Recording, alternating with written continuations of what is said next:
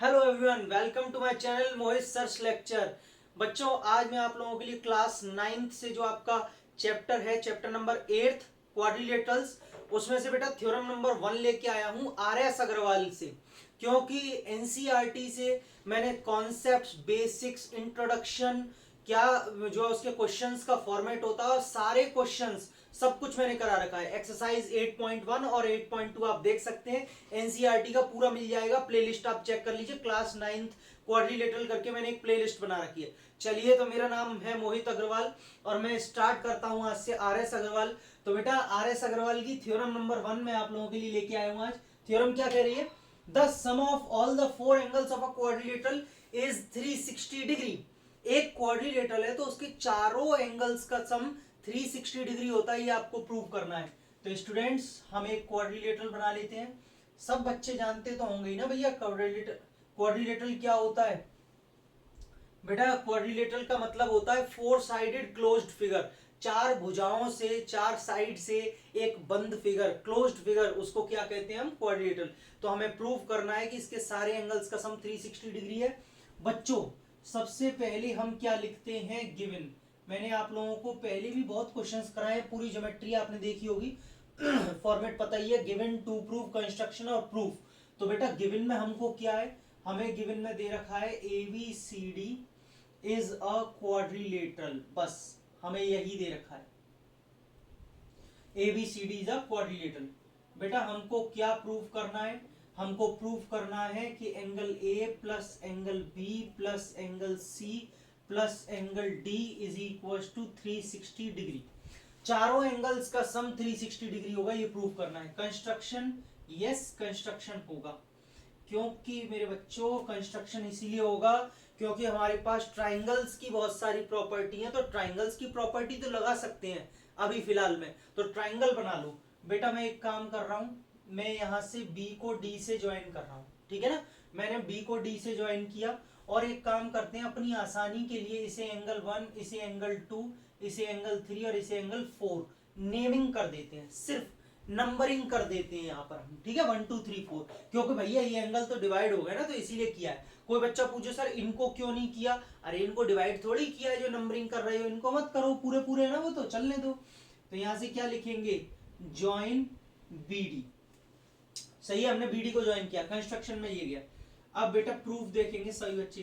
देखो बच्चों, target set करना सीखो। अगर आपको टारगेट सेट करना आ गया ना, तो ज्योमेट्री मतलब समझ लो हलवा है, कुछ भी नहीं है, खत्म है बिल्कुल, ठीक है। कैसे?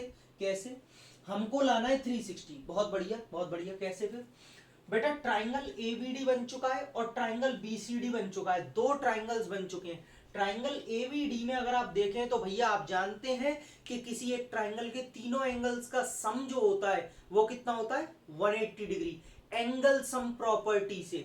तो बच्चों मैं ट्राइंगल ABD में ले रहा हूं। पहले ABD में क्या लूंगा भैया? यहां लिख देना, जिस ट्राइंगल में आप लगा रहे हो। इन ट्राइंगल ABD एंगल 1, ये वाला बच्चों एंगल 1 है, एंगल 4 है, एंगल 4 और बेटा angle A is equal to 180 degree. Angle A ये वाला, इन तीनों का सम 180 होगा by angle sum property. This is equation number 1, angle sum property. समझ गए ना?